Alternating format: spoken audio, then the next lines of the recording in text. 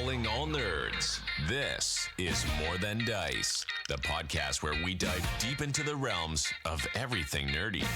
Whether you're a nerd culture connoisseur, a tabletop titan, a miniature gaming marveler, or just someone who proudly embraces their inner geek, this is the podcast for you. And now, let's get to the show.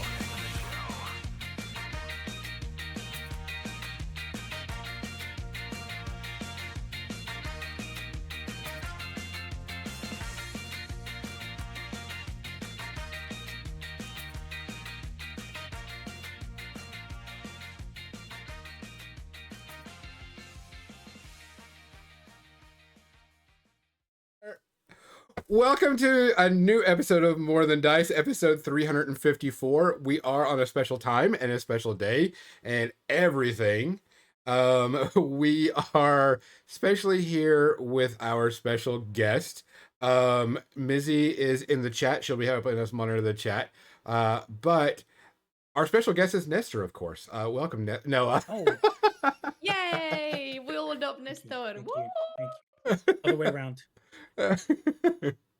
We have Hoopoe in our channel today. I have been trying and wanting to have you on the show since 14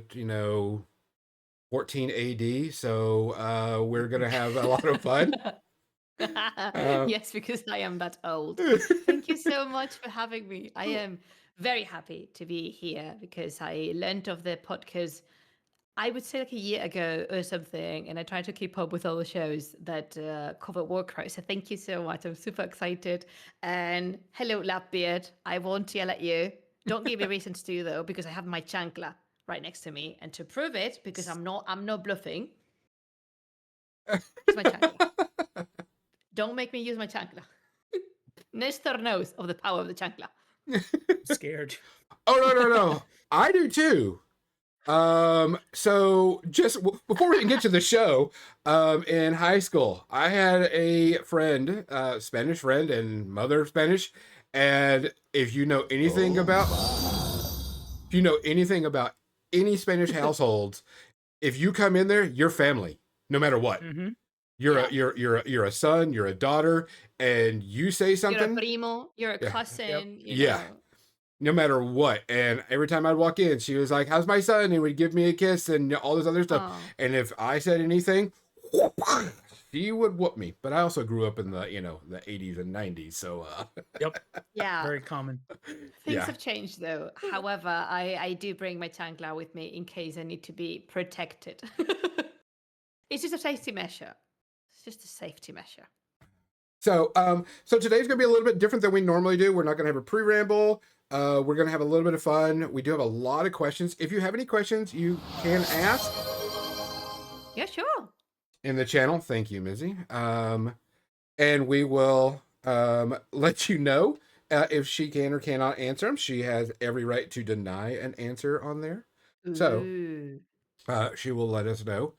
But we have to talk about something that's very, very, very dear to our heart.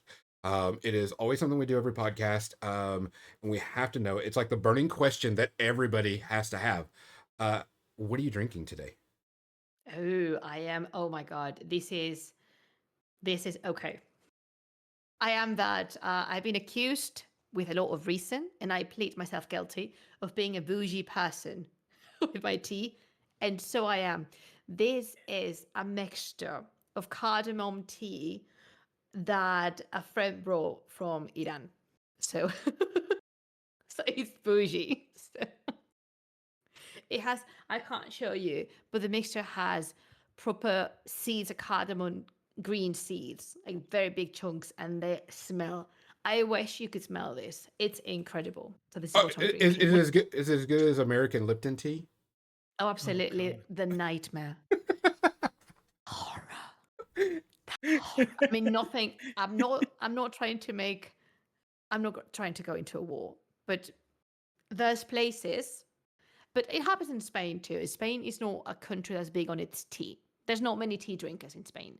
If you want to get nice tea, you need to go to a specialized place, and then you will have nice tea. But generally, like in a bar, in a cafe, it's not good.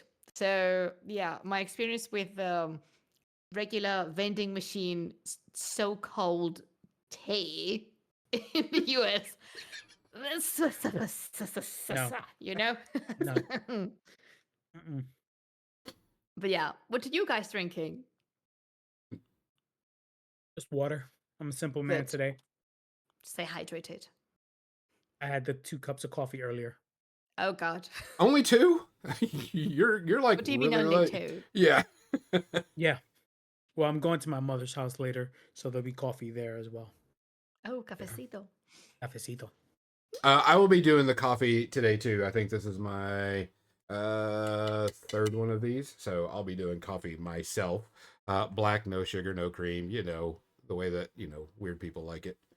Because when you have good coffee, you don't need cream and sugar. That's the spirit, exactly. Same with tea. If the tea is good, you don't need any cream or milk or sugar. So I'm with you with that one.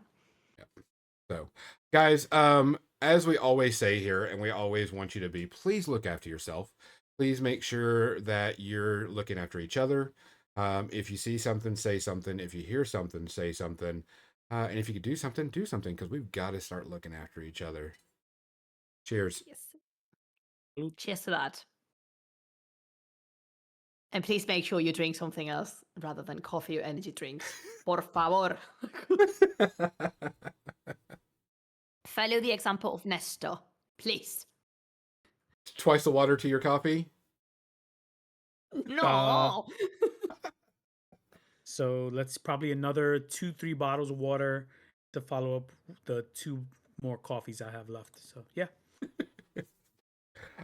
So I've been trying to talk to you about getting on here, and I've always wanted to have you on here. One, you're such an infectious and amazing person. You're incredible. You're great with the community. You're great with the game, but you kind of Thank like you. popped out of like nowhere for a lot of people. And whenever I came in, it was like, who is this wonderful woman that is so infectious whenever it comes to this game? Because when Warcrow came out and it started to do, and I started seeing your videos, I had a lot of friends who was like, who is this sprite of a fey creature that just can speak with the universe? And I'm like, yeah, I'll see if I can get her on. So how did you get started with Corvus Belly, and why are you the spokesperson for everything Warcrow? Okay. My origin story, unfortunately, is a very boring one. I was looking for a job. My background is in academia. I was doing my PhD to university, but that was going to finish, as all things do. So I swapped from teaching to first and second year to just do games. And it's just, I was very actively looking for a job. So I saw an advertisement on LinkedIn. I clicked on it. I sent my CV, and I was very close to sending what's the word? I completely missed it. Resume. No, a cover letter. Yeah, I was very Oh. close to send a cover letter, but they didn't require one. So it was like, okay, you don't need that. And then I went through the interviews. I did some practical exercises for the team to review, and I got the job. That's it. You didn't have to And find some fairy creatures, sacrifice them, bring no, in some. it was very straightforward. And then, of course, they asked me about all the things that I've done before, and I was doing. Originally, I was working some time before starting with Corvus Belli. I worked as a freelance narrative designer for an India video game company. So I applied for a developer position, emphasizing that what I actually knew how to do was narrative design.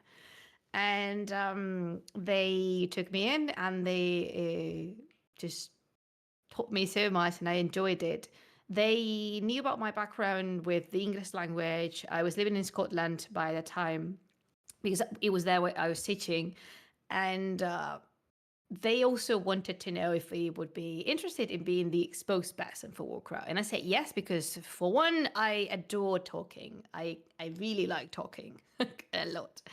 And I'm really passionate about the game, and once I got to know everything that was to come, and because when I started in Corvus Belli, September 2021, the whole chunk of lore was already done. I mean, the foundations were very well established. So once I had to learn about that, it was both daunting and challenging. So I was really looking forward to talk about this wonderful world with everyone else.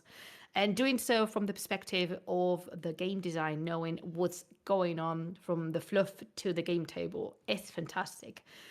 And I'm also a very social butterfly. So I think that was one of the reasons why people thought, hey, you could meet the community and be the equivalent to Vostria, but in Warcrow. And I really like the idea because I love meeting you guys and chatting with you about your experiences with our games and just getting to know you. So I got very, very fortunate. And for that, I'm eternally grateful because I'm very aware that my position is a very privileged one. Well, I mean, before we started, we had a small conversation. We were talking about community, and I think this is really what came up and has really pushed us to play a lot more Warcrow is the community. We did some events at Adepticon this year. And played with it because anytime I play a new game, I like to see the community, like to see how everybody acts, everybody portrays, and stuff like that. And when we started getting into this, one of the things that really caught our eye and got us going is your video talking about the narrative event with the first box set, the first two players, and that's where my two friends that were watching it, they were like, "We love her. She's amazing," Oh. because you were excited about the narrative event, which I think is Oh. missing in a lot of miniature games. That yes, we have a competitive scene, we have a narrative scene, but a lot of people, a lot of companies, like, oh yeah, here's your narrative, bye, here's our competitive. And you were like, you had the thing up, and you were like, going like this and all into it, and I was I like, don't. I don't have the box for Winds of the North or Song of the Dormant nearby, like within reach. But um, it was so fun because I remember. There you go. I miss bebés, miss niños. Look at them; they look so cute. Look at Uruk. Uruk has never looked better. I love him. I love him. I love him so much. Um, the these narrative campaigns, they're not foreign to the wargaming community because Warhammer used to do this ages ago. That means when we played, because we all started with Warhammer Fantasy, who our way took it. yeah. It was there. But do you remember the little booklets with the scenarios and the descriptions and this sort of a log to keep track of what was going on? That was so much fun. There was so Mhm. much fun to play. And this was a bet my team leader encouraged from the very beginning. Jesus Fuster, the one and only, the wonderful Warcrow developing team leader. I don't know if I said those words in order. But he was very passionate about that, and he was very supportive and encouraging when we suggested that to the company, saying, hey, we have an idea for our box. Because from the start, and I say they because I wasn't there yet, they knew they wanted to bring the narrative perspective into Warcrow, with much more intensity than all the fantasy word games. They really wanted the players to experience the narrative because we've created a world that's very much alive, and you getting to know the protagonist, the microcosmos and the micro decisions they have to make at some point. Writing Wind from the North was very fun. It was a nice experiment, but working in Song of the Dormant, oh my god, I still remember when it was just a post-it note on my notebook. Because when it was proposed to us, the next battle pack was announced to us as a team inside, saying it's going to be science versus feudum. We need a narrative campaign, and then I saw it. I saw the opportunity and said, "Boss, I might have an idea, but I need all of you, as always, to complete it." And it's just very exciting. I've received a message today from another player who just finished the campaign, and I nearly cried. So yes, narrative and narrative events and narrative campaigns are there to stay because we've had very good comment on both the campaigns we have so far. And this is something that might come out as obvious, but without you, there's no Warcrow, there's no narrative campaigns. If you don't like something, chances are we will stop doing it. So thank you for allowing our narratives campaign to go into the wild. Well, I mean, so whenever I got the box set, and it's a great way to learn how to play the game because y'all the build up and so on and so forth, and it was still a narrative. And when I got the book, I opened the book up and I went, 75% of the book is narrative, history, lore, you name it, and like there's like this little bitty part that's like the rules, and I was like, hell yes, that's what I This want. much is just the scenarios and the lore. Yeah, That's more than half. Yeah. and I'm like, don't get me wrong, I'm a competitive player. I like going to competitive games. But Absolutely. a lot of people don't have the time or the energy to put into narrative, to put into competitive games. They want to go, ooh, I'm supposed to do what? Okay, let me build this army. Let me play here. We played for 2 hours. We're done. I can go and do something else. Exactly. And we get a lot of that.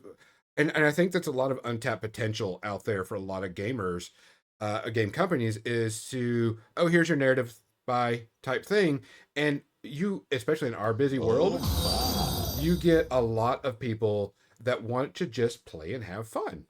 And they just want to roll dice, make pew pew noises, and do something. Yeah.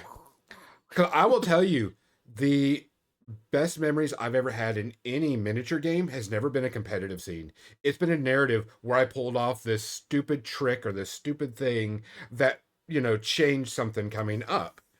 And I mean, kudos. Keep bringing the narrative. Keep bringing the narrative very we much. are clapping for the whole Corvus Belli team behind Warcrow. Yes, we are. But what I realized in my experience, actually being present in the competitive scene and seeing players, not necessarily for Warcrow, because yes, we started only last year, but also seeing what the Infinity players do. The Infinity ITS comes with a little bit of narrative. I mean, people want to, as you said, make pew pew noises and smash each other's skulls, but they want to know why they're doing it. Yep. Even if it plays zero role in their games or it's not going to alter anything, it's really cool to get into the battlefield and facing your opponent and saying, okay, so what's the deal here? What brought my army opposed to your army? What is it I am defending? What is it you are protecting? And why are we clashing here? Yeah. And I think even for competition, that is such an enriching way of pushing the game forward, because competitive can have 2 paragraphs of something, of an event, something occurred.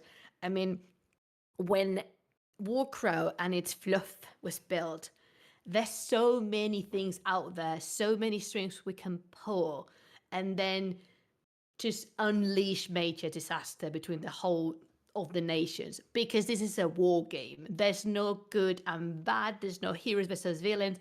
Everyone's awful. Wait a minute. We know the Xenon are the heroes of the world. We know that they're trying to... I'm sorry, it's the feudum. It's the feudum. Let's get this I am properly sorry, gonna done. accuse me? No. Nobody's nice. Nobody's a hero. Everyone's awful. Oh, yeah. Everybody is a jerk. Yeah. Exactly. If once you learn that, you're very much good to go. It's okay. You still think exactly. You still think your army is the best one and the one that deserves to win. Brilliant, beautiful. I encourage that thought. But they're not the good guys. If you just flap around the pages of every single nation in Warcrow, you will find many reasons to stop believing that they're nice. Do y'all have like a team that keeps all of like the lore together? Like, do you have a lore master or like, a group of people that like, hey, no, you can't do that because remember John in 17, BD said no. So do you have like a lore team? We have the person, the archivist. We have the amazing Silvia Pato in our team. And let me explain, because we work with 2 freelance authors. Their names are Rodrigo García Carmona and Silvia Pato. And from the two, Sylvia is the law keeper. She knows everything. You could ask Sylvia about the last rock on the top of a hill on the last corner of the map, and she knows exactly who saw that rock, who thought of that rock, who painted that rock. She knows everything. And it's fantastic because when we starting to build narrative campaigns, the main stop is Sylvia, we have this idea. Is it feasible? And she normally is so amazing because she doesn't rule with an iron fist. Rather, she says, okay, maybe we need to do some tweaks to it, but we can make it happen. And she is absolutely incredible. Both authors are a blessing to work with. And I am more intertwined with their work because my part of the development process concerns the narrative much more. And it's a delight having them. And it's so useful because they keep track of, for example, who's dead. So even if, not even for narrative, but say, for example, we want to bring out this special product, special edition miniature, and someone proposes a character. Sylvia is normally the one saying, excuse me, this person is deceased, logged off from life, unsubscribed from reality, is not here with us anymore. So, it's always very good to have her. It's just brilliant. The response back to that was, well, we can make it the ghost version of that person. The husk version, because the science are there. So yes. Right? The corrupted version would be great. I love that husk version. We do have some questions in the channel that have come up that are dealing with narrative stuff. Are we going to see a new narrative campaign book? Or are we going to say narrative campaign book? Or are we going to see more narrative stories? Are we going to see what's in the pipeline? Or do you know what's in the pipeline for the narrative? Okay, this is not a secret because I've said this, and it's true. I am currently writing something. We are working on something. I said this in Touch of Change, so yeah, I can confirm we're still on the midst of writing something because you guys seem to like it that much, and I am so excited because I don't think it's something that you're expecting. It is narrative. It's playable because, of course, but Yeah. it's there's like a twist to it. We are Corvus Belli. We like giving our twist to absolutely. So someone says, so it's going to be a choose your own adventure book. I don't know about that one, but I know that there were conversations about putting the past narrative campaigns, for example, Wind from the North or Song of the Dormant. Okay, this is not official. This is just me as a person who answering. I know there's been conversations about what happens now, for example, that Wind from the North is going to be discontinued. Is that work? Sorry, work. I know how to English. Is that work just going to be lost, or maybe it will rely on players to just take pictures and upload them onto the various, social platforms? I think we want to put them available at some point, but I don't know how yet, because many of these things, they're very nice ideas, but we need to see how to make them feasible within the company prospects, because of course we would like to do everything. I mean, I always say this, but I will continue to say this until it's a reality. I've been asking for a plushie of Ormug since we started developing Warcrow Adventures, and it's been 5 years. So we would love to have everything, but some things are more possible than others. And yes, plushies, exactly. Thank you. I wanted a plushie of a crazy koala, but I'm still waiting. See, I want Oh, have you? Okay, I'm really sorry. Infinity Break. Have you seen the new Juggernaut?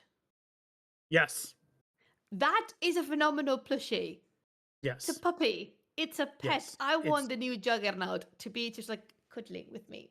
I'm the type to see a demon dog, a hellhound, and I'll still say puppy.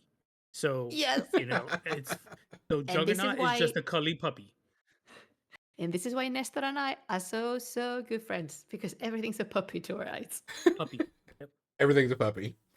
Everything's a puppy. So yeah, I don't know about the Choose Your Own Adventure book. I can't confirm anything, but I know we hear you, and I am the biggest defender of narrative casual players. So, and I love you, my competitive people. Mwah. But like Mizzy was saying, casual players need also their paladin, and I am very happy to be that. So I can promise you, we're looking into that because we know how much you like it. Oh, Rose. I will go to, if there is like Adepticon and someone says they're doing a narrative campaign in a game I play, I will 100% pay for that before I'll play for a tournament because I know that I'm going to get Yes. my money's worth. Because Oh, if I'm going to spend $20 and I go to a competitive, I could be out in round 2. If I go to a narrative yeah. one and I pay 20 You're still bucks, playing. I'm playing for 4+ hours. I'm going to Yeah. get my Mm-hmm. money's worth. That's the reason why I think narrative campaigns or narrative games are very important in a convention setting, not just a Yes. local. Because in a day and age where money is so scarce, and you've got to be very careful with what you spend. Um, if I look at tournament narrative campaign, and if I have to choose between the two, and I have to pay for it, I'm going to go 100% to the narrative campaign because I know I'm going to get my money's worth out of everything, and I'm going to play some stupid crap. I'm going to be like, yeah, I'm going to pick up this model and throw it. That's not in the rules. Yeah. Narrative, it's in the rules on this narrative one right It's here in the because, rules. yeah, I'm gonna pick up this model and chunk it. And they're like, okay, here, pay this up. You get to do fun Chad. You're stuff. so adorable. Ah, you The blushed me. Thank you. the Warcrow Chad over in Chicago. Well, sorry, he when Adepticon was in Chicago, he got me back into Infinity because of the narrative games he would run on Thursdays. So it brought me back to the fold of Infinity after my break to come back, play casually, but still have fun and lose to Brian 3 times in a row. It's just the way it goes. Chad is a phenomenal person. If you're Chad is listening, awesome. Chad, we love Yeah, you. yes. And that's something that we've He is noticed. awesome. We've noticed going with the Warcrow community and such that y'all are very much involved with the Warcrow community. Y'all aren't just like, oh, here's some stuff, or yeah, thanks for doing this. Y'all have started some things behind the scene about getting content creators together and getting things done, which is really good in my opinion because we content create for a lot of people, and y'all, and I say Corvus Belli as a whole, have really stepped up and said, hey, we know where our money's coming from. We know who's paying our bills. We know. And please help us, or please help, please spread the word. And we do. And so big kudos to that on everything, because that's very, very important to us.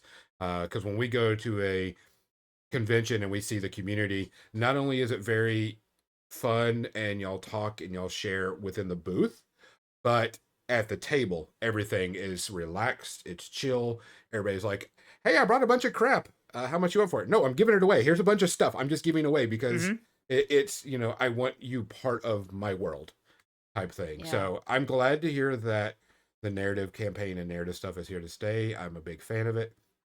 I Yes. love It's good always been narrative. unofficial because Yeah. I know in these past Adepticon, Tipsword and someone else put together a narrative event Yeah. for Warcrow, and it Mhm. was full of narrative. And I even got sent a text to quote unquote review it. There was nothing to review. It was fantastic. I know other people who started either playing role playing games in Lindworm, like Nestor is doing, and that is amazing. Or just like adding this sprinkle of a narrative, or even creating their own narrative campaigns, mimicking what's done for Song of Dormant and what's done for the Winds from the North. And that I really cannot express how moving, humbling, and encouraging that is. I really like something you said, Gonzo, and it says we know where the money is coming from, and I don't see my players as just people paying my bills, but I acknowledge they are. Yes. So I want to deliver my best, and that's not my philosophy; it's our philosophy. Yes. I was saying before that without you, there's no Warcraft, and that's no intention of bullying of anyone. I know the game's not perfect. Trust me, I've been through more than 100 versions of the game. I know, and I know it's just recently starting, and there's a very long way. Hopefully, there's a very long path to cover in front of us. But without you, there's no Warcraft. Without players, the games just die. So we have encouraged people to spend their money, and in this time where you have to be very sensible with your finances, because unfortunately the situation is getting trickier and trickier. The fact that people choose to put that income in our game, that is a big responsibility. So our job is to deliver something that's professional, fun, engaging. That's just the best. It's going to be the best? No, because perfection doesn't exist. Only the architect is perfect. They are our father, mother, the face of perfection. But the rest, we do what we can. But you know what I mean. I mean, listening to the community is something any willing to survive game should do, because it's there. I mean, it's there. And again, maybe for those of you who are part of this community, listening to the community does not mean doing exactly what every member of the community wants, because that's very different. Yes. First of all, because when you have a community of thousands of people, everyone's going to have different opinions, which is entirely fair. Entirely. And you're not going to please everyone at the, it's impossible. But even if you can see past the things you don't like in Warcrow, things that should be improved in your opinion, things that will be improved, things that won't improve because they won't change, and even if you think they should change, but you stay, you keep on playing and you keep on buying the products, that is such a big deal to us. So thank you once more, Travelers, because there's no Travelers without Linwood. That's what I wanted. One of the reasons I wanted to give you a name, because you are a part of the community. And we were discussing this ages ago with the team, and I said I think we should call them Travelers, because they come to Linwood to travel and to experience the whole world. Pilgrims was also shuffled among the possibilities, but because of the nuance of the word pilgrim, because we have the Pilgrim's Way in, the Wayward's Inn, and all the words were thrown. I've never said this on an interview, but yes, we wanted to give you a name because we want everyone who joined Warcrow to feel like they are part of the community, and identity plays such an important role in community building. So you're Travelers. Thank you for being there. So Funny enough, I don't think there's a name for the players for Infinity. I call them Star Striders. Oh, I just was thinking about that. I mean, since I've played Infinity first, and that's 10 years already. It's been that long for me. It's been that long working with Corvus Belli as a whole. It's been great, and they're very supportive of the players. They are willing to talk to the players. They're willing to come to conventions. Not a lot of companies are willing to do that and spend time with them and talk to them and go to dinner with them. Going out to dinner with you is the best part of it. Yeah. You spoil us when we go there. Listen, Traveler, listen. This is a request from me. You do not have to bring us a guest. Of course, we appreciate, but it's not a requirement. You could just come and say hello without giving us something in return. I am more than happy to just meet you and hug you. And when you bring me a pen and you ask me to sign something, I faint inside. I mean, there's a very old woman living inside my chest that goes, oh, every time someone asks, would you sign my something? But you don't have to bring us gifts. My book is waiting. They spoil us. I've been given chocolate, biscuits, cheese, tea, a chancla, cards, dice, miniatures. It's just, please don't spoil us that much.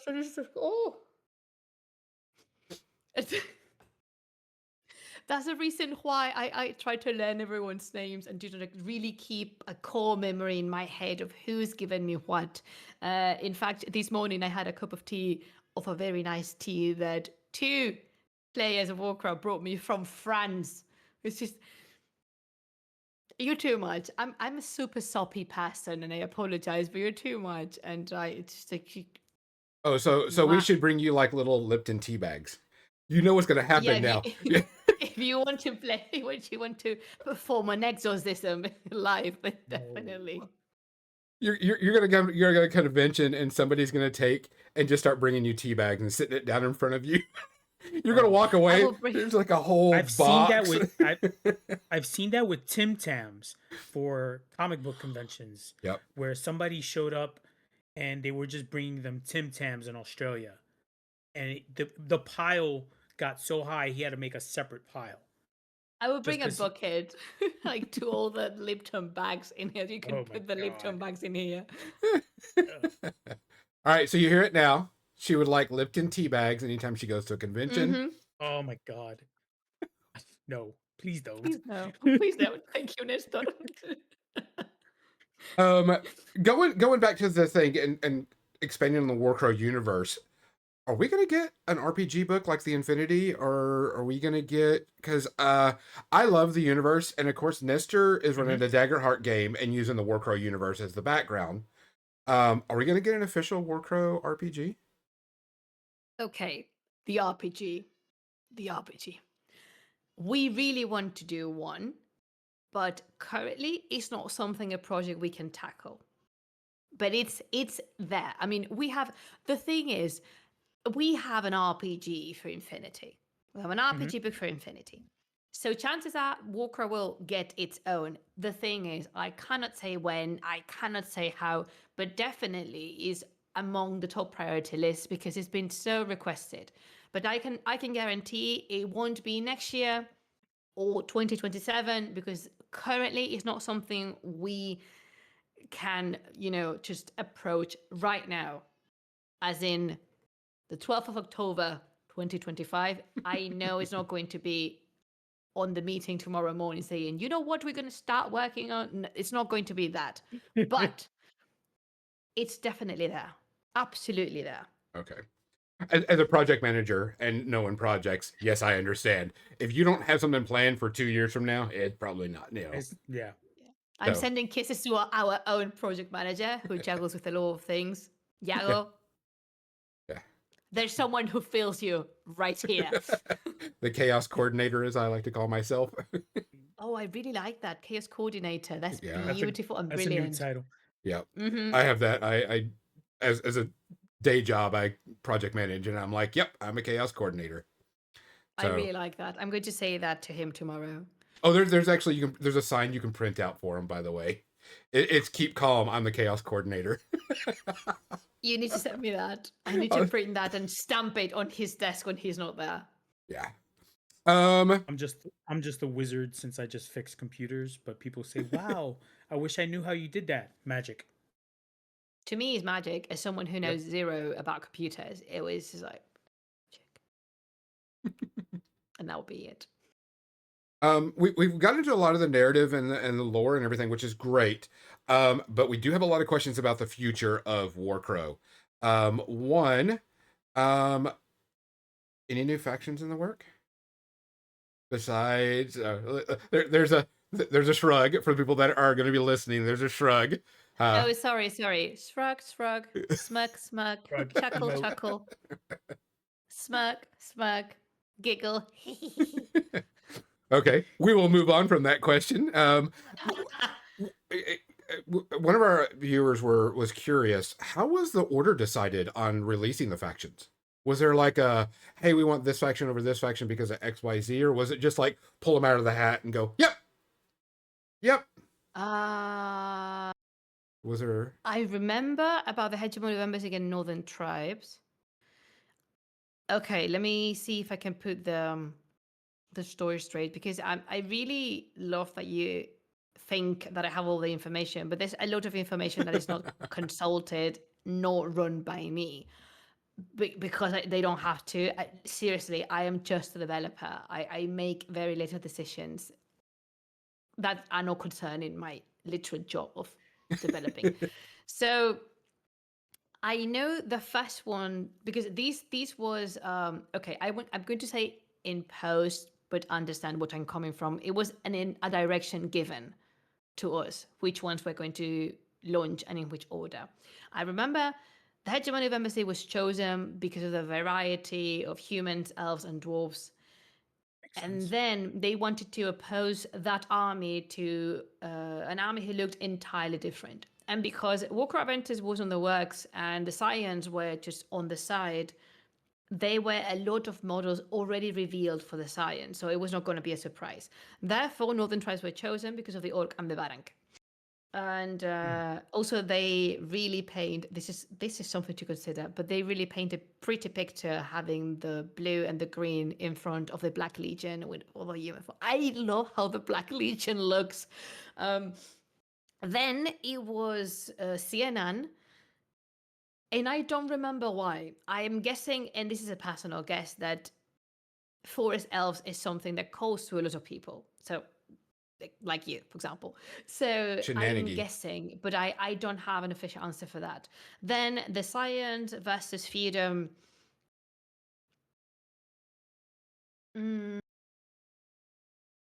I don't know that one either. And I'm not playing. I really don't remember why. But it was phenomenal because the idea for narrative campaign had been lurking in the back of my brain for quite a while. So when it was given to us, these indications, I was very happy. And then leaving Mount Haven for last is just I'm really sorry. I keep on saying Mount Haven, enanos, dwarves. Dwarves. Yeah. I don't know about these three. I'm pretty sure someone in my company knows because it was a choice. And we just don't do this on a whim. There's a lot of market research put into this, and the designated people do that research and then they decide. But I cannot remember. I think. If you don't know, it's not a big deal. It's just that was one of the questions. I'm trying to attempt to remember, but I don't think I'm going to give like a solid response. I know of the Northern Tribes and Hegemony of Embassy, that's for sure. And then the CNN, I think it's pretty solid to say that we have humans and dwarves and we be of elves, and then we have orcs and varang. He come the first true elf full army, because there's a lot of people like you, Gonzo, that really enjoy forest elves. And yeah, don't know about the others. I know feudum was something very, very much requested, and a lot of people were asking, "Where are my knights and priestesses?" Here they are. Have them. Which leads into the next one. It was like one of the big questions is, when are we seeing dwarves? Do we know? I mean, I know. Can you tell us? Okay, I'm going to play it safe because I don't want anyone to call me tomorrow. Soon. Trademark. Yeah. Soon. I mean, because if you think about it, we have quite a bit of armies out there right now. Yeah. I mean, most of the orcs are out because you got the golem coming out pretty soon. Next month, I think, is what it is, or whatever. Which I really love. The fertility orc goddess that is inside of that. That is a very cool touch. That's awesome. Yeah. I will tell the art team. That was a very, because when I looked at it, I go, is that the fertility goddess statue inside of that? And I was like, yep. It's the she-orc of Willendorf. Yeah. And then the hegemony, pretty much, because we got our cavalry and everything. Then we have elves, and we just got the next unit of elves coming out in November. And the Sprigs, which I've already pre-ordered and waiting for. And then of course we're waiting for the other expansions to those armies. But technically, in aspect, the Scions were out because of adventures. If you bought into adventures, you could use those. But then you got the ones coming out. Yeah. The stuff coming out from what's going, and we got feudum, and then now we've got the. Hola, Pedro. I'm really sorry. Electrocereal is the concept artist behind so many of the CNN elves. Oh, love it. Love it.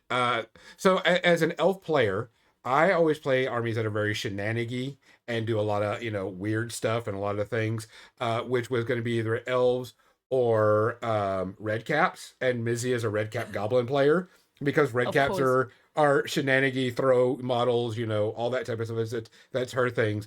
But we go back and yes, when we played Warhammer Fantasy, I played Wood Elves. I like the shenanigy styles. So I appreciate Electric Cereal. Thank you for making cool elf models. I will tell you though, my favorite model is the archer that's leaning on the tree with the bow down. It's just like chilling. She's the coolest creature out in the forest. Yeah, and it's just sitting She's there, there. just like, I'm gonna shoot you in the face, but give me a second. Yeah, Yeah. yeah. It's like, here, A chill. lot of Yeah. those. She's the chill toxic girl. Yeah, Like, yeah, oh my exactly. god, like your voice is like so loud. Like, could you just tone it down, Like this one, please? very much one of my favorite models. She is a chill toxic girl. Yeah, But of definitely. course, I love Life. this model. By the way, I love the elves. As an elf player, this is how I picture elves. This is how I picture Mhm. elven fantasy elves kicking butt. So, um, so we're gonna see Mount Haven. Trademark is soon. Can't wait for it. Mm-hmm. But you've got, I mean, that's quite a lot of factions out. And such. And so I'm really looking forward to it, especially going to conventions and seeing, you know, because of course when you first start out, you have the hegemony and orcs, and you're just like, okay, that's it. And now we've got elves, scions, Mhm. dwarfs. Everything's coming out and everything's going. Because as a podcast, we have a thing that we're building our armies and getting them fully painted, ready up for Adepticon. Of course, I'm doing elves. Mizzy's doing red caps, and then Nestor's playing the freaking feudum, I know. the trash humans. That's because tips. That's because Tip Sword and everybody told me I was doing feudum. I was not. I was A like, look, feed, a fully painted hegemony. They're like, no, you're doing feudum. And I was like, okay.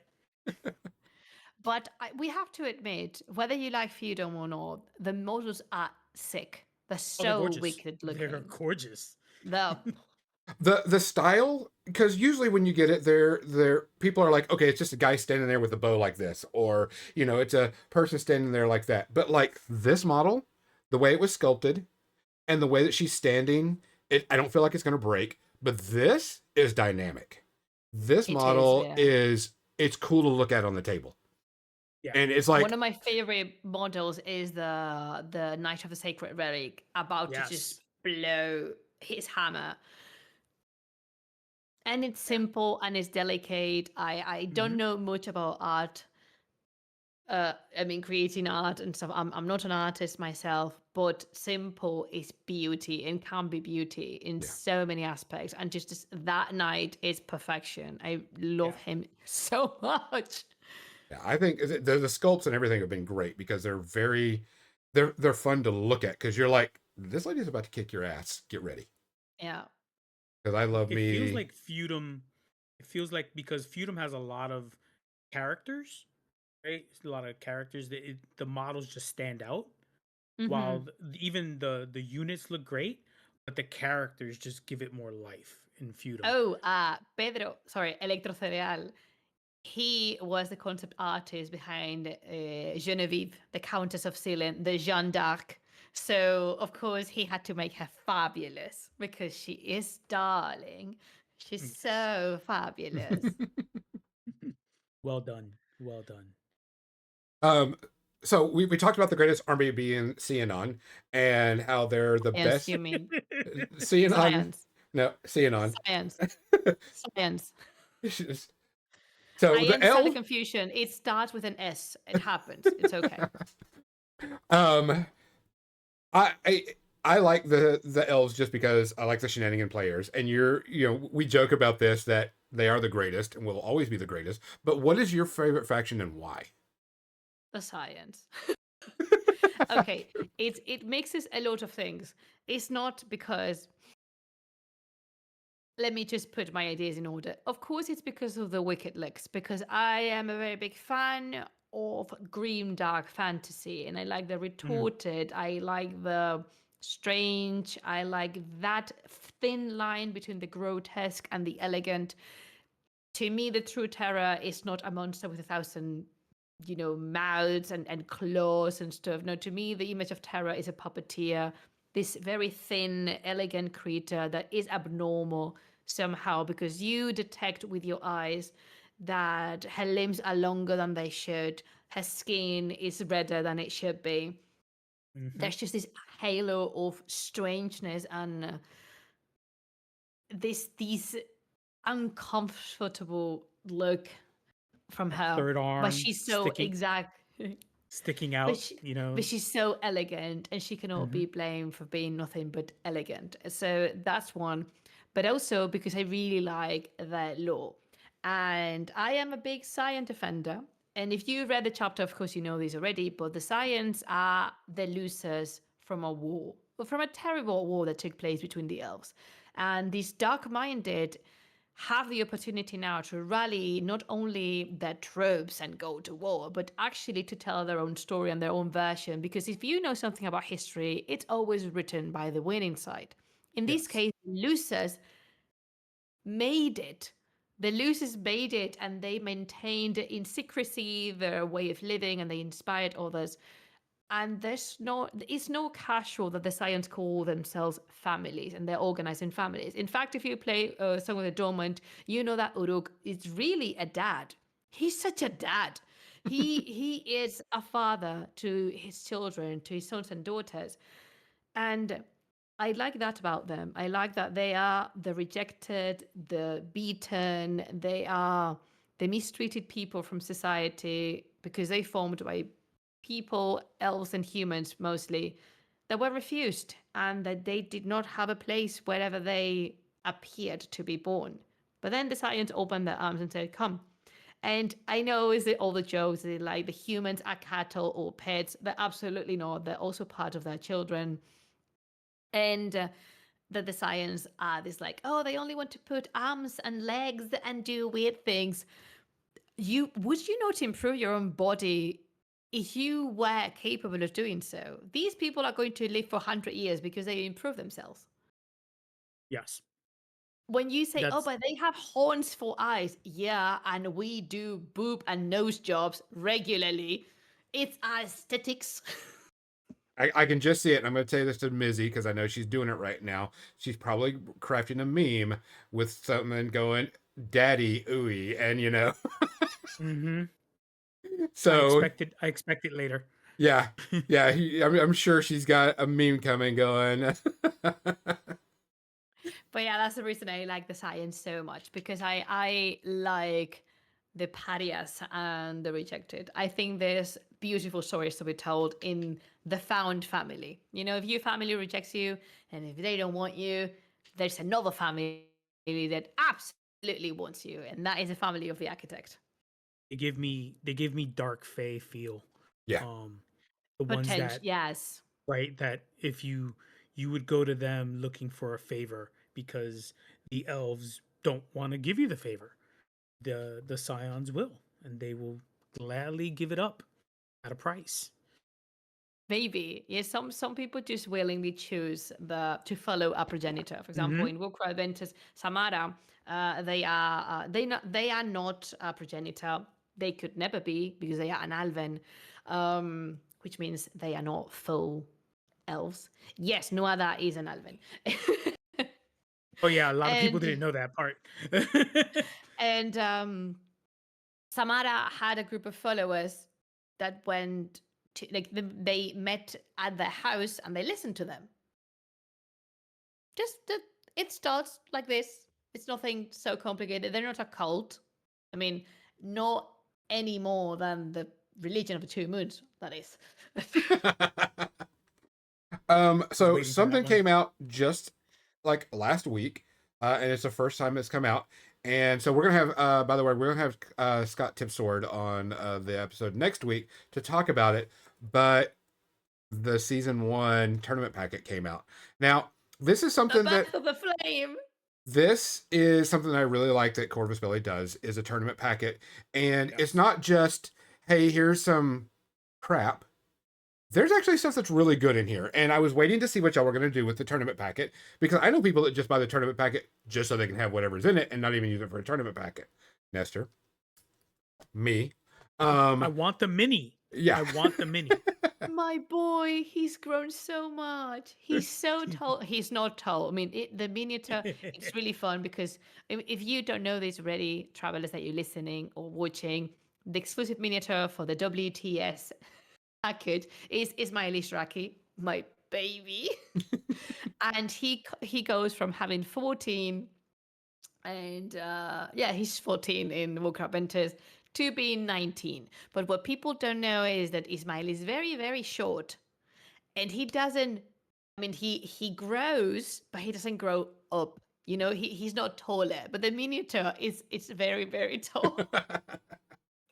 But law wise, it's because we can't do these kind of things because also the 14-year-old was, you know, quite nicely sized. But law wise, Ismail is very, very short, and he continues to be. So we So got this coming out.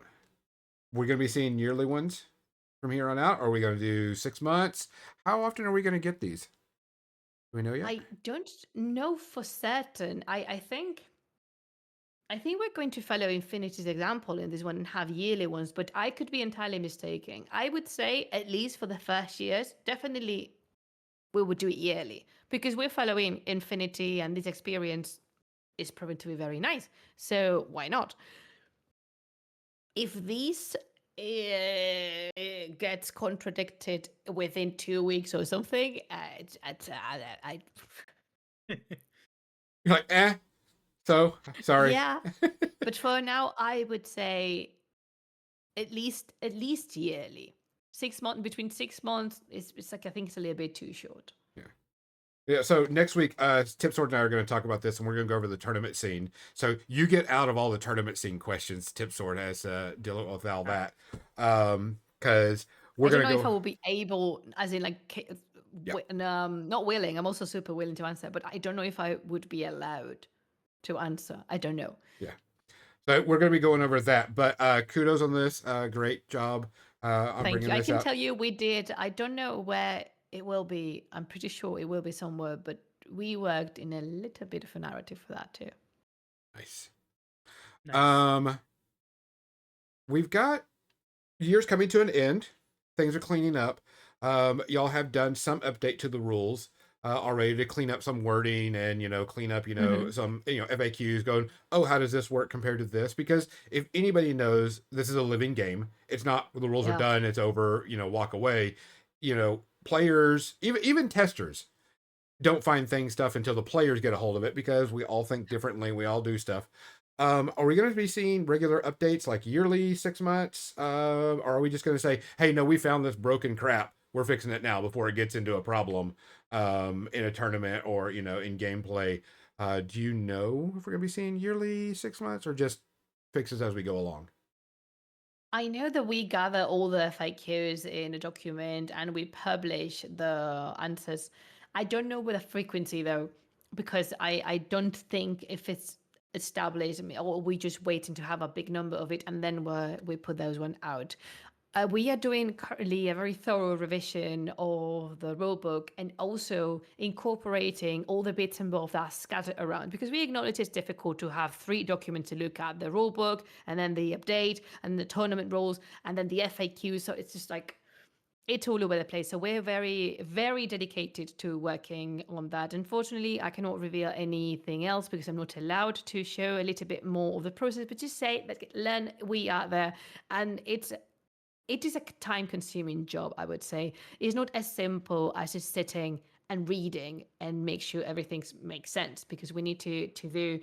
It's not as simple as just taking the FAQ and inserting it in the corresponding paragraph. We really want the whole game to improve. And thanks to the questions of the players, to the questions that were sent to our FAQ email address, and just generally the comments that we gather and we analyze as the development point of view, that is I'm saying, we've realized some things cannot continue like so because it generates chaos and it's not comfortable for the new players. So that's the reason why we want this unified version of the rulebook, so it will be much easier.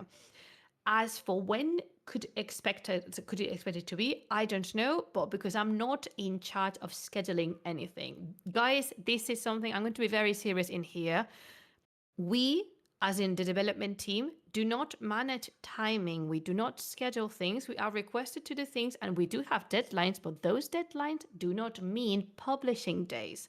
For example, I had a deadline for the Mayele profile you've seen in Freak Wars a couple of weekends ago in Spain. That deadline was not meaning this is when my LA is going to be published, because that escapes us. We don't direct that. We don't know when these things are done because we work in a very complicated and full of cogs machine that need to roll at the same time. So it's not as simple as I did this, hey, you have it. So us working on something as important as a revision of the rulebook potentially can be expected to be seen out soon. When, I don't know. And I am pretty confident that when we do know, you will be told, because well, that's what we do things in here. So, and also, I'm really sorry, I speak a lot. I apologize in the name of my people. Trust me, we appreciate it. There's nothing more boring than going, hey, when's this going to come out? Next week. Can you elaborate? Done. And also, the thing, let me just foresee what will happen. We will publish that update of the rules. We will keep on working in our game. More things will be changed. More things will be broken. More things will be entirely upside down within the next year or something. And because, as Gonzo said, this is a living game, we will change things again. When? What is the frequency? It is to be decided, because guys, travelers, my dear travelers, Warcrow is just 1 year old. We cannot establish a schedule with a newborn.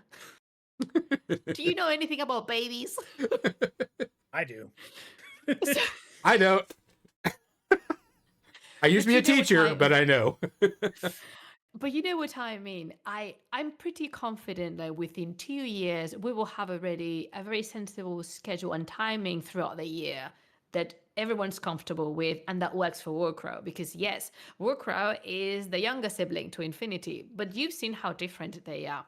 And they don't require the same things. They don't cater to the same kind of player. They don't need the same focal points. They're very different. So who knows how the timing for Warcraft will evolve. For now, you've seen that mostly everything we're doing together because Infinity as our signature game, and we're so proud of it, and it's proven to be an effective formula for a product to be in the market. But Warcraft's getting there. Who knows if in the future it will take its own steps and we'll have a different calendar or a different update timing. I don't know, but once again, if we know, when we know, we will tell you. Right, when have we failed you? Possibly a lot of times. Don't answer that question. I want to go into since game mechanics. The one of the things that really came in, and I've pushed it with a lot of players, is of course in today's gaming, we all want to be active players. I don't want to sit back and wait for you to do 45 things, 45 minutes, and then I go, okay, I just pick up all these models. Alternating activation, coffee, come back. Oh, there was one game I actually, there was one time I actually sat down to play a game. My opponent started, it was played on a clock, so you couldn't slow play per se, and literally I sat there for 22 minutes.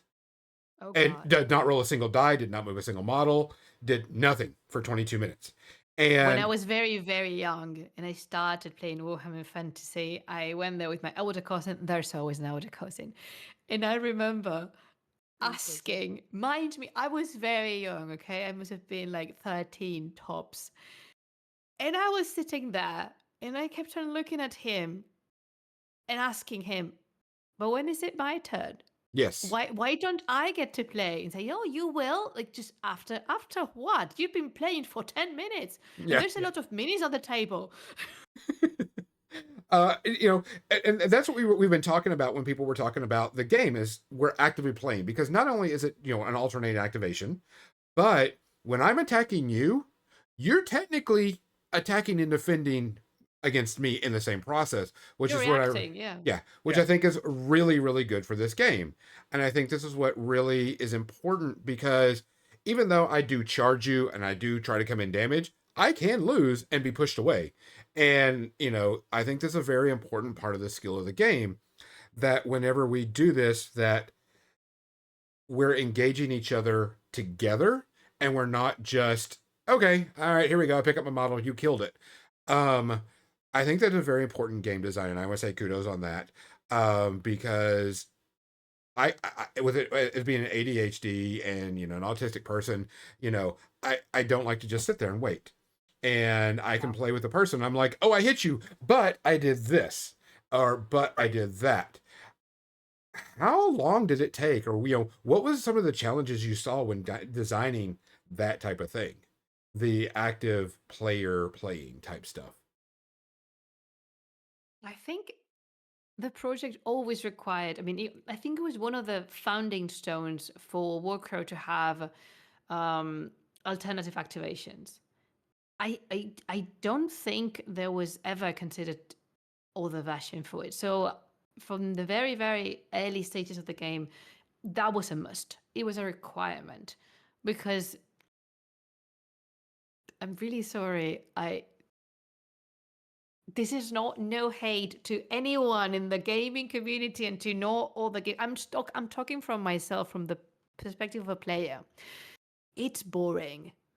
And I don't want to spend a lot of money and a lot of time in something that I do not actively enjoy. Right. Because I am not an ADHD person, but I'm very nervous. I'm very like fidgety and clicky. So I need to be doing something. And it was not my doing. When I came to work on Warcrow, it was already there. And it was definitely a requirement. And it took its tweaks and refinement. I remember earlier there were many more attributes in a profile. We were considering having sort of narrative phase on the game, but that interrupted the flow of it, so we took it out. And I don't know how to expand on it because it was there from the very beginning. All the things pose a challenge, but not the alternative activations. If you play with Northern Tribes, you know that doesn't exist anymore. Or if you play with Hegemony, or if you play with Feudum, because then you can spend a command token to activate my other orcs that are there. Hello, Alwork. How are you? How? Chaval. But that was always a must. They were the team previously to my arrival, of course, because they've been working for a while on it. They were given a series of indications. This must be on the game, and that was one of them. So Yeah, I think I that don't know. it's got to be in today's gameplay. One, we're playing on a smaller table size, which is great because that means I can play it on my dining room table. That the dining room table was have. another requirement. I mean, we wanted everyone and their mother to be able to play on their kitchen. Mm-hmm. Yeah, that to me is great. I think we googled the IKEA standard kitchen table or something. Like, how long is this? Yeah, I think it fits on the standard like side table. Yeah, it's in centimeters, it's 90 by 90. It's quite standard. You can play on a desk in any IKEA piece of furniture that is not a nightstand. You can play on IKEA furniture. Yeah, because I mean, I 3D print all my terrain for the game because I'm a very big 3D print terrain. I have to have. I want my tables to look pretty and be cool and such.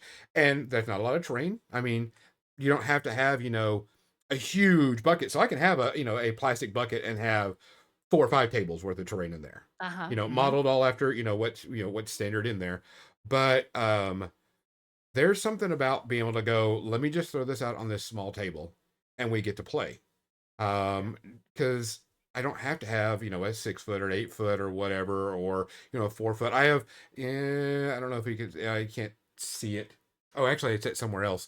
A 4 foot foldable. I have a 4 foot foldable table that I built for games that are 4 foot that I take places. But this one, I just throw out, my mat on pretty much anything and get to go playing. Yeah.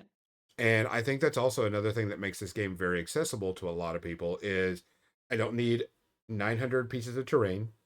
I don't have to have a huge table. And one of the big kicker, I don't have to have a crap ton of models. My army is like, maybe 15 models or so, which I think is... I think so. It varies from army to army because, of course, points differ. But it will be like between 20, 15 models tops. Accessibility was a big part of the development process. We wanted these war games to be approachable, to be easy to learn. One of these things that is easy to learn, difficult to master. because for all my Shrek fans out there, Warcrow is the onion. It has a lot of layers.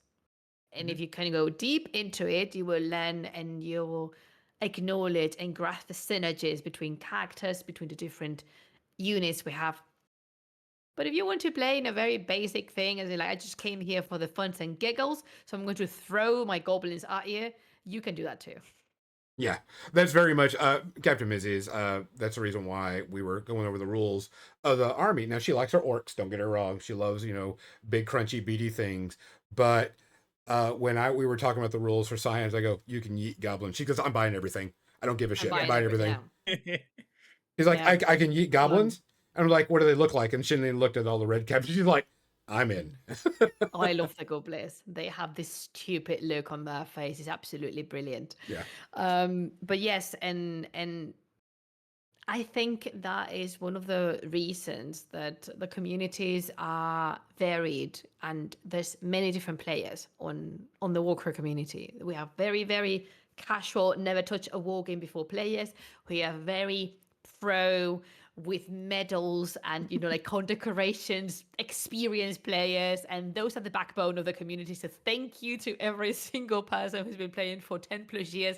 You've made it. You've created a safe environment for the other rest to follow, and that takes a lot of effort and a lot of patience and love. So thank you for that.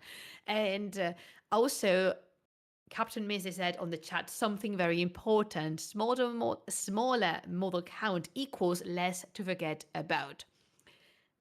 In many games that I played and that I've been demoed or experienced, I tend to forget that my characters or units can do something. And then like 3 turns later, like, oh, wait, I could have stunned you. Or no, you were within my reach. I could have done this. Damn it. It still happens for me in Warcrow, but there's less chance for me to forget anything because there's less models. So that's what it counts. Yeah. You mentioned community, and we're gonna be wrapping up pretty soon.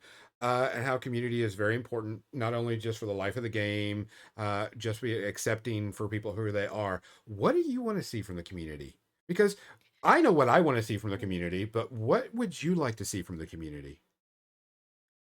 I think an extension of what I am already seeing. I want the travelers to be welcoming. I want the travelers to be respectful, not just to themselves, but to newer players and to the company as well. I think respect and understanding are the key to everything because we are to build bridges, not walls. And that's basically it. I want everyone in the world to be playing Warcrow, and you only achieve that with a very solid community and a very solid game. I will do my part on attempting my best with the rest of the team, and we will create a very solid game. But that is what I want to see from the community is just that. I want them not to fear into approaching us to create events, tournaments, narrative campaigns on their own because that is wonderful. I know there's a lot of mini tournaments going to be hosted and big tournaments that are quote unquote unofficial. Tell us, reach out to us because we love supporting you every time we can or give you visibility and a voice in these people are taking their time to play our games. So you can join them if you're in the area, these sort of things. And I would really, really like this is me personally, pictures of your pets with Warcrow miniatures. And I would love for you guys to tell me your experiences of the game, not to praise me or like to toot my horn, say like, oh my God, it is perfect. It's the best thing I played in my entire life. Cheers. No, that's not what I want. I just want to know. I want to know and I want to live these experiences with you and be part of it. Because if we're fortunate, you're going to see a lot of me. And I just want you guys to feel comfortable with us, just like approach us. We're fun. We have biscuits from time to time. And so yeah, what do you guys want to see from the community? I want your answers in this. Oh, me? I want to see more events. I want to see. I have a friend of mine, and you. I think you should reach out to him. Is a guy named War Budgies, and Ooh. he actually started a channel narrative on a sci-fi game, and he became very famous for this narrative, and it was all his own stuff. He created everything else, and I've been trying to get him, and I'm like, here's a book, here's everything, get started with it, because he is a huge narrative guy, and I would like to see more homemade narrative things. Bring it to us. Yeah. Bring it to us. He is amazing. Shout out to my friend Jonathan at War Budgies. He created some of the best narrative games I've ever seen. He actually got hired to do narrative stuff. If there's anybody I Good want, job. yeah, anybody that I want to see, succeed in narrative things, it's my friend War Budgies. So a big shout out to him, love you, buddy. And I want to see what he would do with it, because he was waiting for the song and everything else to come out, because that's the two factions he was interested in, and I'm like, they're out. Show me. And I that's what I want to see. I want to see, of course, I want to see everybody accepted. I want to see everybody be, hey, you want to learn how to play this? Come here. Oh, you're interested? Come here. Let me introduce you to We'll some walk fun. you through this. Yeah. Yeah. And I want to see that, even in any type of scene, we cultivate a community of acceptance and a playability, and what's the best word I want to use for this? I just want to see people come in and play, because I Yeah. want everybody to feel that they're respected and appreciated for the gameplay. Even in a competitive That's scene, wonderful. that's what I want to see. I've always been about that. I want people to come in and play. I want you to enjoy what I'm enjoying. Here, let's enjoy together, Exactly. type thing. So we have 2 questions that are left. One of them is an open-ended, and we put this on here and you didn't mark it out or didn't say anything. Is there anything that you're willing to spoil? Any spoilers for Warcrow coming up I that you can get away I'm without getting in thinking. trouble? Exactly. I'm thinking about that. A ver. Like feudum cavalry. Maybe would be nice. Okay, so Griffins. I before, okay, I'm just saying this because they're my favorite, and I spent a lot of time with these guys. I love them. Do you know that in Feudum, if we go in if you're not familiar with how Codus really does its books, in our books we have a chapter for each nation, and that chapter includes a list of troops. That list of troops is the product you can expect to see in your local store at some point. So if you go through every chapter, you will find, hey, I can see the Buckleman, and I can see Drago, and I can see Nadia, and I can see Delia, and that, and so on. In Feudum, there's of course the cavalry. Yes, we love the cavalry. Yes, knights. But in Feudum, there are the foot knights. The models are brilliant and unique, and I love them because I'm an art historian, and I just and I have to love them. But also, I spent, like I say, I spent a solid amount of time with these guys on the table, and I've seen their evolution. Are you guys familiar with Monty Python's The Knights of the Square Table? Yep. Been a while. Do you remember the singing bit in Camelot when they sing the Knights of the Round Table? We dance forever we able. We do routines and chorus scene with foot but impeccable. Yes. Yes. So basically, this is them because the foot knights are the people who signed up for the money. So they're just a bunch of bastards coated in tin, and I call them the walking kettles. But I've seen the models. They're beautiful. They're very unique, and they're very tasty. Like not tasty. I haven't eaten a model. Tasteful. Sorry, in Spanish the word is the same. I don't eat plastic. Do not eat plastic. Please do not eat plastic. It doesn't matter the origin. Do not eat Jeeps. Do not eat Unicool. Do not eat Sayaka. Do not eat plastic.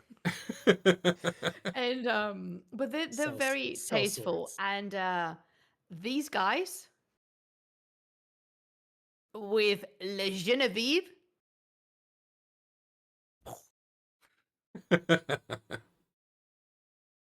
Que nos pille confesados. It's just I don't know how to translate that. It's just they're very big much. They are a great deal. Also, That's awesome. the tutor for Feudum. You've seen him. It's just the guy with the eyes out of its sockets, just like spinning around him. Yeah. Listen, I won't say it's my fault because it's not my fault. I'm not to be blamed. Maybe I am. But let's just say that I did anything in my power to stop that. And I'm just very, very, very happy with the new wave of releases we have in the horizon. I actually don't know when things are going to be released. So tomorrow morning I'm going to look at the calendar like in the production zone. So we'll see the list and it will be like because I really don't know when the Foot Knights are going to be available, which is not a spoiler. I mean, it's in the book. You know how these things work. Oh yeah. And okay, but they are there. They are there, near, in the very near future. I'm really looking forward to see them painted because I haven't seen them painted. I don't know if that counts as a spoiler because I said, but I didn't say anything. It's just like they're a big chunk of tin, and they're very angry and they're very anxious, and and they team up very well with Genevieve. Very well now. Who is not Joan of Arc. She's not. No. She's I mean, not. I always said if we are to have a cameo of Jeanne in Warcrow, it will be in her full right. Like I Yes. want a Jeanne of Arc as in Yes. there. Whoosh, surrounded with magic and all. How's that go again? Huh? How's that go again? Whoosh. There we go.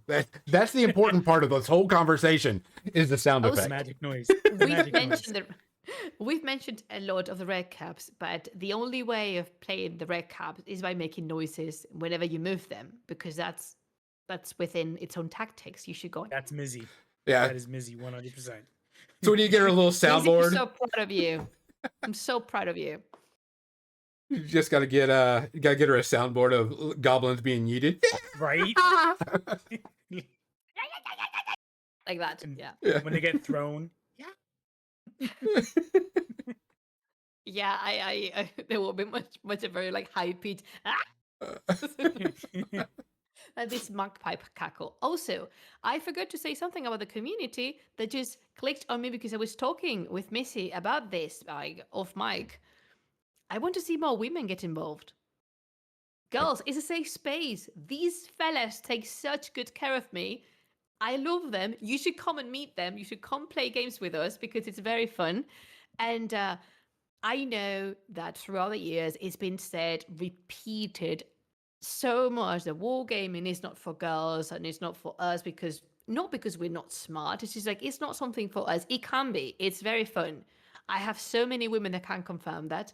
So please join my army of sunflowers, which like my Warcrow girls, I call them the sunflowers. So join my army of sunflowers. We need to take That's over the awesome. world one petal at a time. I No, can seriously, now I see want armored see sunflowers t-shirts. with swords. Yes. A special faction. because peace was never an option. You answer violence No, with it's more not. violence. Exactly. The best And- defense is a good and- attack, sort of stuff. Popo just No, has but her seriously. character on the table. Just a character of you on the table.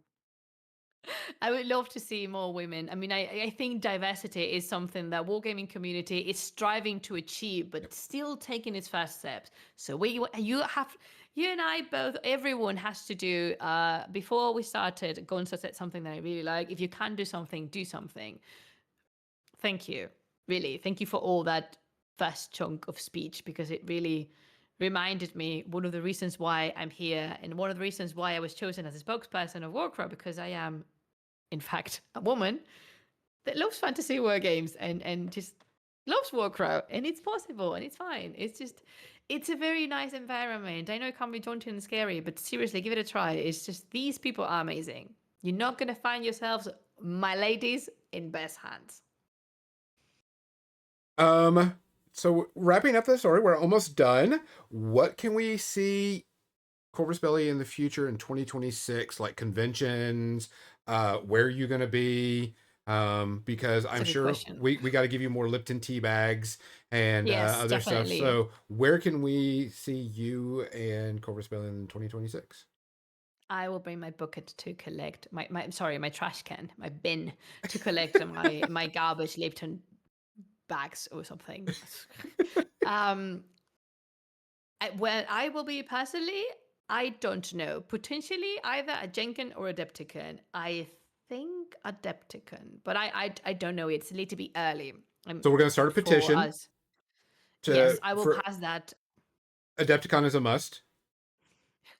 I hope to be an Adepticon because it's I mean I really love Jenkin, but it's a wee bit too crowded for me. Yeah. But I really liked Adepticon. And what else? Definitely we're going to be an Adepticon. Definitely we're going to be in Jenkin. Then there is Interplanetario, the Krug. We're going to be in Spiel, Essen, Nova. Duh, of course we're going to be in Nova. Uh,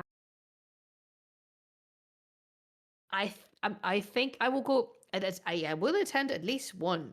That's for certain. But I don't know yet, because it does not only depend on things from like budget and stuff, but also it really depends on what my team needs. Because I if I need to work and I need to work. I cannot Yeah. just go to a convention if my team will suffer for that. I will not do that to my team. I love my team. So we are But now putting forth a petition to make sure that you're at Adepticon because one, the More Than Dice team is going to be there. We're going to be there in all the glory because that is our biggest convention, and you have to be at Adepticon. That is the Yeah. convention that we want to because that's going Thank to be you. all the cool stuff. So I'm sure some of our listeners will start petitioning Corvus Belly for that. Thank you. Thank you. I will pass that tomorrow to the relevant people. And I would just look, I know I've expressed I want to go to Adepticon. They are the ones. I got invited by a person to the Krug. It was very lovely. But I don't know if I will make it to the Krug, like realistically. Realistically, I could be at Adepticon or Jenkin. Yeah. I will potentially be in one of the two. And if I get to meet anyone and any of the travelers in any of the two, I will be very happy. Please do not bring me Lipton tea. Please do not. I am such a flop of a person that if you gift me Lipton tea, I'm going to drink it. Just Because it was a gift. I can't. But it was a gift, I remember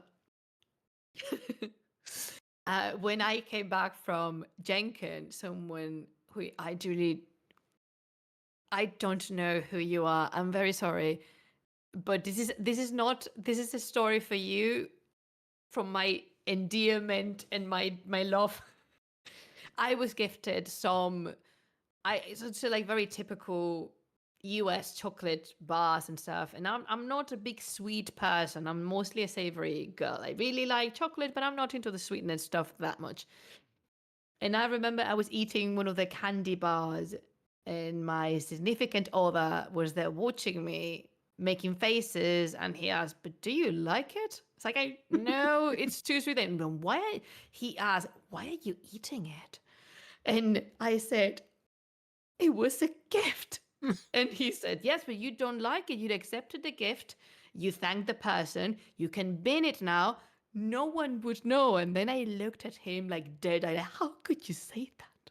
It was a gift. I'm going to engulf every last crumb of it. So yeah, suffer I for don't know. love. I am that kind of person. If you bring me Lipton tea, I'm going to bloody drink it. I'm sorry. I don't know if I'm allowed to say that word. Oh, you're allowed to say anything. Mm. We are an adult So, podcast, professional adult okay. podcast. But yeah, I'm going to drink it. I'd much rather you brought me a hug. If you are, if you really want to A, buy me a pack of Lipton tea, B, give me a hug, I prefer the hug. And if you're not a close person, we can high five from the distance. Please do not bring me Lipton tea. Please. I'm hoping you do go to Adepticon. The new venue is gorgeous. Oh yeah. I really want to see it. Is it in Milwaukee? Is Milwaukee. it? Is it Yeah, Milwaukee? Milwaukee. Yeah, I've it's heard Um, really good. beautiful things about it's it. really Yeah. nice. Also, I don't teach as much at Adepticon, so I will be able to see people at Gen Con. I think I saw Max for like 5 minutes, and Yeah. Carlos, I saw him for like 10, and The that was thing is, it. when I go to Jenkin, I always escape. I run out of the booth and Hmm. escape with the demo team, and I spend my days I there with the remember demo team. I was going to the booth, and they're like, "Oh, she's at the demo table." All right, I know where she's at now. Yes, it's just I attempted to cross the vendor's hall, Mm, and I remember when I went back, I called Jay, and I said, "Look, message me, call me, come pick me up. I'm not going out there." It's yeah, I think I spent. I mean, the depth of my British bringing up was there because I didn't stop excusing myself and saying sorry every 15 seconds because I'm really sure I elbowed a child. That's not a place for children. Do not bring children no, to it's not. some It is not. areas of Jenkin. No. And I felt horrible because I'm pretty sure I elbowed a kid. It's like, oh my god, no! It's so if you Tip want to look sword. for me at Jenkin, I will be chained to a demo table and possibly escorted by Nestor, Chad, Jack, Tipsword, Oh no, Tim. we got you. Tip sword and I will walk Gen Con because from New York, and he's from Chicago, so we know to like swerve through people without saying excuse me and elbowing children. We just kick the children out the way. I know what we It's can perfectly do. fine. No! We can get those harness Poor New leash. Get Yorkers. that harness leash Buns. for you. And Oh so you yes, the bagel story. we can just Hoopoe's going over. Bring it back in. He just reel you Bring it back in. Like being dragged through the bender hole. There's just a body. We bring her back. She's fine. Give her some tea. Yeah. Just put it You under her guys are nose. amazing. You're wonderful. You're utterly wonderful, and I adore you. Thank you for taking good care of me. See, this is what I'm talking about. We are pampered and catered to.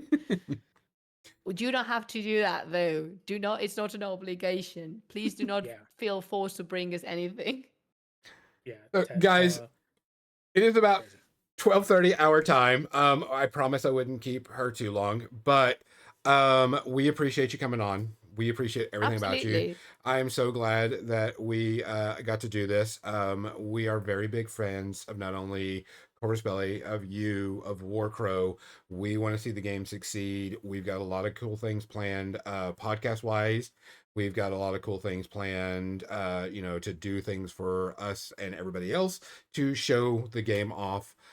We are very happy with everything that's going on. We appreciate it more than anything. Is there anything that you want to say, pimp out, anything else before we play that outro music?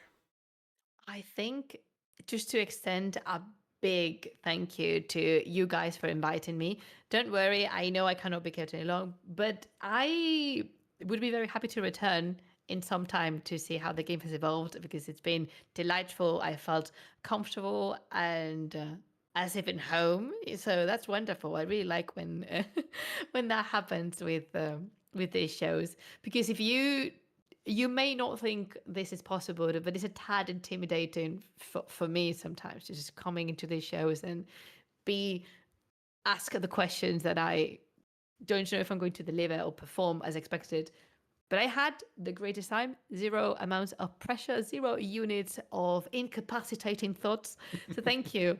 I think this is just but a glimpse of what the Warcrow community is. Thank you for dedicating your time, your free time, your hobby time to Warcrow. Thank you for being such wonderful wonderful human beings. You are fantastic.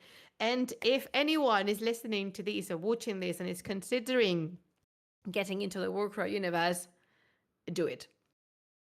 That Yeah. would be about it. Go to your local store. Don't purchase anything. Don't make rush decisions. But give it a go. It's very fun. It's very, very fun. Thank you to everyone that was in the stream, and thank you to everyone watching this. And not just from me, for the whole Corvus Belli, who I am very happy to represent. Thank you to Modern Dice Podcast and to see Pedro on the chat. And you are a Gundam, indeed. You are very good at pew pew noises. And thank you. Just thank you for everything. I'm very happy. We are exceedingly happy. You are more than welcome on here. And if you want, you're welcome to come on here and not even talk about Warcrow. We could talk about other cool stuff. Like we talk about miniature painting. We talk about other things. Ooh. We also do. I can't paint to save my life, but I can clap you from here. Like we also have. Yay. We usually do a media section, which we're not going to do here because we want to talk about Warcrow, where we rate movies and TV shows and books and stuff. And you can always have. fun. So you are more than welcome to come on here and talk about anything you want. Because I know that, one of your passions is not only, the game, but looking at like lore and stories and fae and all that stuff. And I will definitely invite you on it because we can always talk about good lore stuff. Oh yeah. I'm a not big even- reader, so I will be very happy to come. So yes. Oh yeah, well I'm a huge reader. I'm listening. I do a lot of listening books because I do a lot of driving. So we can Good. definitely we can have a whole media section on fantasy novels one time, and we'll invite you on for that one. So Oh, that would be so exciting. That'd be fun. yeah, it was. We got a lot of good stuff because I just now introduced someone into the Dragonlance Chronicles, and they've never read them, Ooh. and this is her first time reading those. So That's gonna be a while. Ooh. That's Yeah. gonna be a while. I was oh going no, to say, she's already through book 2. She almost through book 2. She's getting ready Okay. to book 3. So Is she doing well? she was a little halfway through book 2, and she goes, "What the fuck is going on?" She's like, "Who is this? What is this?" Oh, and I'm like, "You'll get to find out. Just keep Yep. going, Yep. keep going." Wow. She's So- a brave There's woman. question. Yeah, there's She's a questions all brave the way to woman. book 4, I think. But Yeah. um, So we appreciate it. I really, I think you're an amazing person. I can't wait to see what Oh, y'all are going to thank do you. for Warcrow. And like I said, we are very, very passionate about making sure everybody stays safe. In our world Yes. today, we want to make sure that you're looking out for each other. Make sure that you're standing up for each other more than anything right now. We got to start doing that. But it's about time to say goodbye. So for More Than Dice, I'm Gonzo. I'm Nessie. I'm Hoopoe. Good night. Thanks for listening to More Than Dice, making the world a better, nerdier place, one dumb joke at a time. Be sure to subscribe wherever you heard this podcast so you never miss a future episode. For more nerdy action or to connect with your hosts, check them out on Facebook.com/morethandice and Twitch.tv/more_than_dice. Until next time, stay nerdy, stay proud, and we'll see you soon on the More Than Dice podcast.